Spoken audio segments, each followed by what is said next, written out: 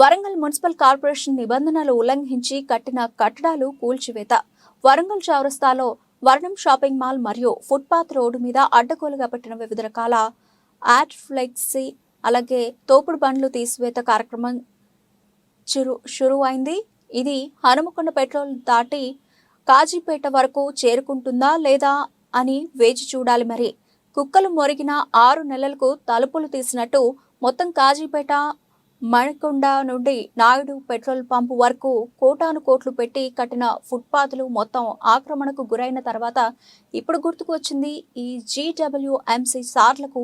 ఇక main road చెట్లకు జెండాలు కట్టి రోడ్లను ఆక్రమించిన వారిని ఎప్పుడు కూలగొడతారో ఈ సార్లు.